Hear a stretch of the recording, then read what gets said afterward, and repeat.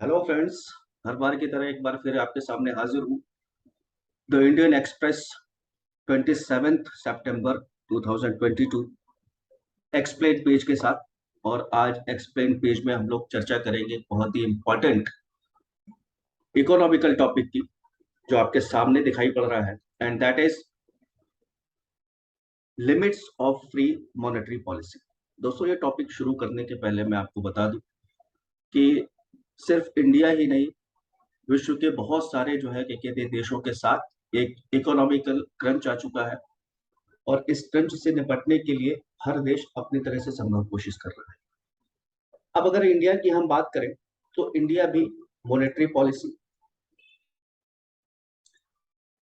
के द्वारा जो भी इन्फ्लेशन है या जो इकोनॉमिक टर्मोइल है उसको कंट्रोल करने की कोशिश कर रही है। और अगर हम वर्ल्ड की बात करें तो वर्ल्ड के अन्य देश अपनी तरीके से कोशिश कर रहे हैं। लेकिन ये जो आर्टिकल है, ये आर्टिकल मैं आपको बता दूं, ये जनरली एक कंपैरिजन का आर्टिकल, और ये कंपैरिजन किया गया है इंडिया के इन्फ्लेशन से।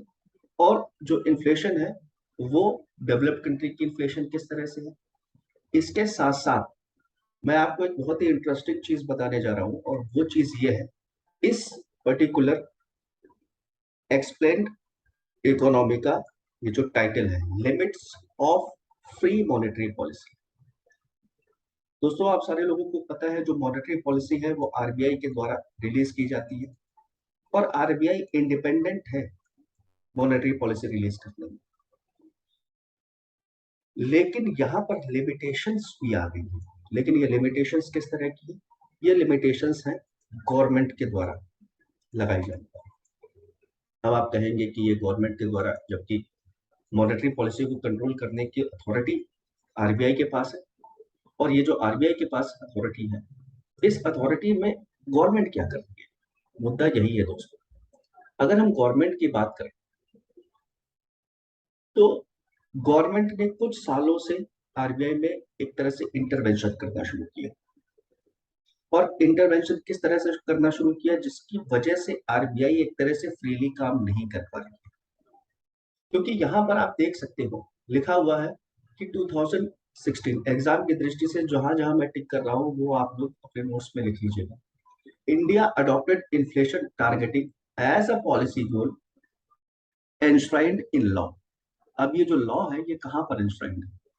It also embrace the idea of central bank independence with accountability. Independence है बट अकाउंटेबल है। लेकिन किसके लिए अकाउंटेबल है? जो टारगेट दिया गया है, ठीक है। दूसरा अकाउंटेबल है जो आपकी government, okay. Under the new statutory network the central government would in consultation with RBI, देखिए ये इंपॉर्टेंट है, जो नई नीति एक तरह से आई है उसमें the government will consultate with RBI. क्या करेगी? Set an inflation target. Inflation का एक टारगेट रखेगी। और ये जो इन्फ्लेशन का टारगेट होता है ये 4% है। लेकिन इसको खींच तान के कितना कंट्रोल किया जा सकता है? +-2। देखिए आगे यही लिखा रहेगा, set inflation target based on the consumer price index. अब ये आपके लिए इंपॉर्टेंट है कि इन्फ्लेशन को किस पर नापा जाता है, मेजर किया जाता है, वो किया जाता है सीपीआई पे, कंज्यूमर प्राइस इंडेक्स।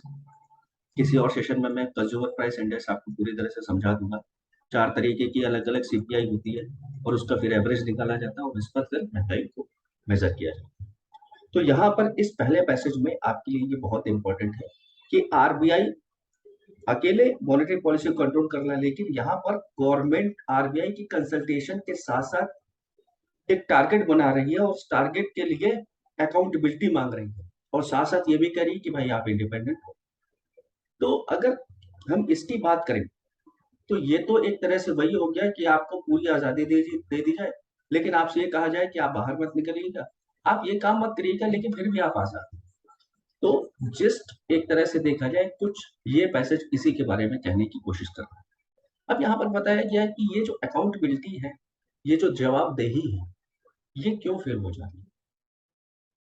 अब यहाँ पर आपके लिए कुछ इंपॉर्टेंट सेक्शंस हैं जो आपको अपनी कॉपी पर याद लिख लेना चाहिए। वो पहला सेक्शन जो दिया है 45Z की, 45Z क्या है कि आरबीआई को ये ऑथराइज करता है, ये आरबीआई एक्ट 1934 का सेक्शन है। 34 में ये क्या कहता है, has fixed the CPI inflation target at 4% with an upper tolerance limit of 6%। अभी मैंने आपको बताया 4% हम टारगेट करेंगे, लेकिन 2% ऊपर नीचे भी और ज्यादा या कम हो सकती है। ओके, दूसरी चीज क्या है, यहां पर एक चीज और देखिए, the RBI under section 45Z है, ये क्या है ZA और ये क्या है ZN, ठीक है, of the same law will have to submit a report. अब इसमें आजादी दे दी गई, इसमें बोल दिया गया कि आप सॉरी 4 से 6% के बीच में इन्फ्लेशन को टारगेट करेंगे और इन्फ्लेशन को आप चेक करेंगे। ZN क्या कहता है कि इसके लिए आरबीआई को क्या करेगा, सेम लॉ के अंतर्गत will have to submit a report to the sector the reason for failure to achieve inflation target and remedial action proposed to be taken by the bank। यानी कारण बताओ नोटिस, ठीक है, जैसे किसी कोई एम्प्लॉय अगर गड़बड़ कर देता है तो सरकार की तरफ से या डिपार्टमेंट की तरफ से एक नोटिस जाता है, जिसको कहा जाता है कारण बताओ, रीजन बताइए कि भाई आपने ऐसा क्यों किया। तो यहाँ पर क्या है, आर्टिकल ये बता रहा है, ये सेक्शन बता रहा है कि आपको जवाबदेह होना पड़ेगा, you have to be an answerable person, but आपने जो टारगेट चेंज किया कैसे किया और क्यों नहीं कर पाए, ये तो आप बताइए। साथ साथ ये भी बताइए कि इसको टारगेट को अचीव करने के लिए क्या आपकी रणनीतियां हैं अब। यानी एक तरह से देखा जाए आजादी मिलने के बावजूद भी क्या कर दिया गया, आपको बांध दिया गया, ठीक है। तो ये फेलियर ऑफ अकाउंटेबिलिटी की यहाँ पर बात कही गई है। और आगे के आर्टिकल जो पैसेज आपको दिखाई पड़ रहे हैं, उन पैसेज में ये कहा गया है कि मोदी 1.0 यानी मोदी का पहला टेन्योर और मोदी के दूसरे टेन्योर की अगर हम बात करें तो दोनों में इन्फ्लेशन रेट किस तरह से देखने को मिलता है।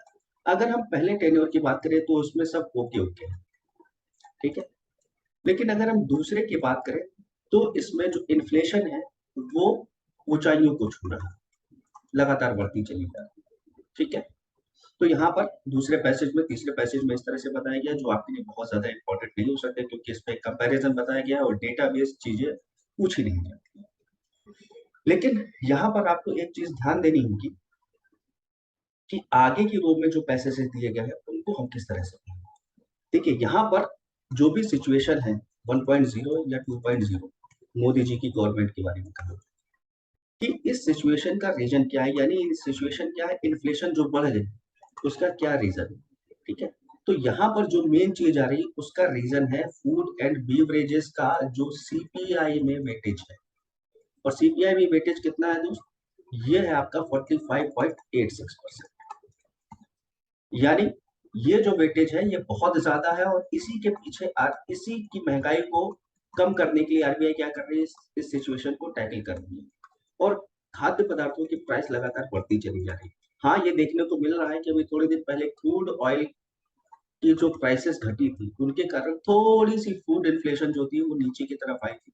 लेकिन अगर हम ओवरऑल की हम बात करें तो ओवरऑल आपका क्या है, जो फूड इन्फ्लेशन है वो लगातार बढ़ती चली जा रही है, ठीक है। 6% के ऊपर तो कब की एक बार 7.6% थी, 7.9% थी, इस तरह से जो है ये इन्फ्लेशन रेट बढ़ता चला जा रहा है। अब दोस्तों ज्यादा आग इस पैसेज पे बहुत ज्यादा आगे ना बढ़ के मैं आपको दिखाना चाहता हूँ कि इंडिया में जिस तरह सीपीआई के बास्केट में 45.86% वेटेज दिया जाता है फूड एंड बेवरेजेस को, वही अगर डेवलप कंट्री की बात करें तो ये सिर्फ 10 से लेकर 25% तक है। मान लीजिए आपके सामने एक ये बड़ा कॉलम है, ठीक है, आपसे कहा गया आपको इतने एरिया की देखभाल करनी है, ठीक है।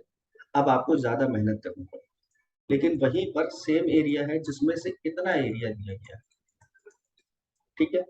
इस अब आप खुद ही सोच लीजिए कि इस वाले एरिया को जो है बचाने में या इस एरिया की देखभाल करने में ज्यादा मेहनत करनी पड़ेगी या इस एरिया। जाहिर सी बात है जितना छोटा एरिया रहेगा उतनी कम हमें मेहनत करनी पड़ेगी। यही इस पैसेज के माध्यम से बताया जा रहा है, तो सरकार के लिए उत्तरदायी हो गई।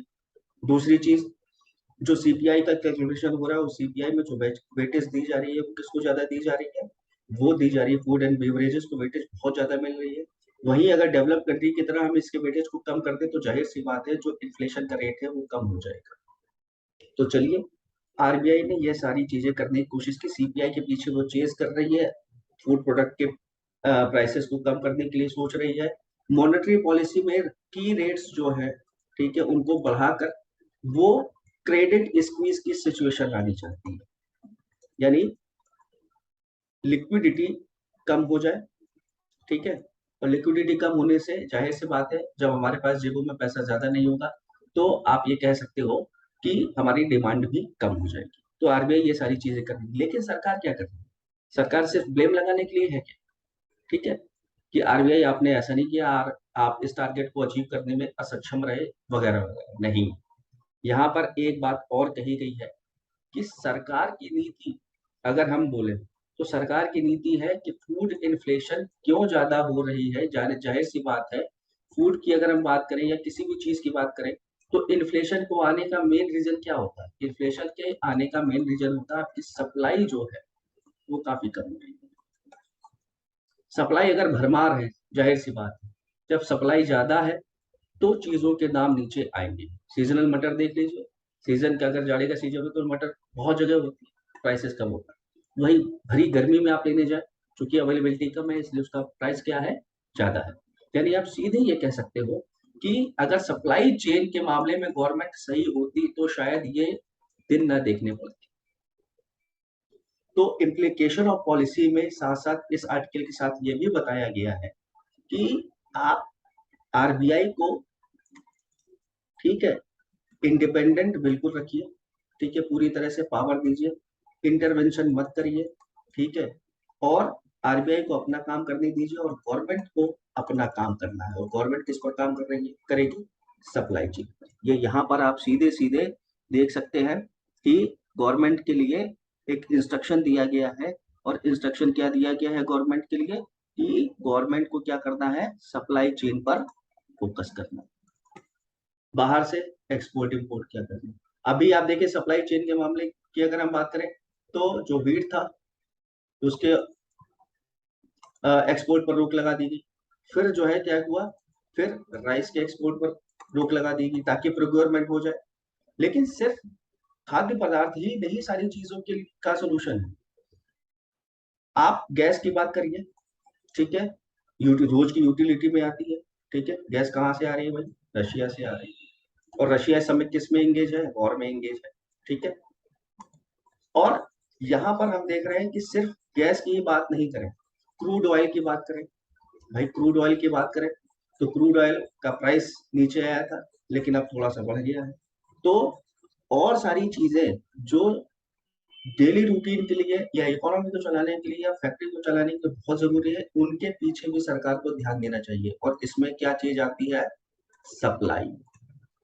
अगर भारत में वस्तुओं के लिए जो भी बाहर से एक्सपोर्ट की जा रही है उसकी सप्लाई इजी है, ठीक है, ज्यादा है, तो क्या होगा? कहीं ना कहीं इन्फ्लेशन कम होगी। और बीच में जो इन्फ्लेशन रेट थोड़ा सा कम हुआ था वो इसलिए हुआ था क्योंकि क्रूड ऑयल की प्राइसेस नीचे जा रही थी। तो दोस्तों मैं आपको यही बताना चाहता हूँ कि इस आर्टिकल के माध्यम से कुछ इंपॉर्टेंट चीजें, कुछ इंपॉर्टेंट डेटा हमारे सामने है। तो वही गवर्नमेंट और आरबीआई किस तरह से मिलकर काम करे इस पर भी फोकस किया गया। आई होप आप इसको अच्छे से समझ गए होंगे। तो दोस्तों आज के लिए इतना ही, और कल नए टॉपिक के साथ मिलेंगे, तब तक के लिए गुड नाइट।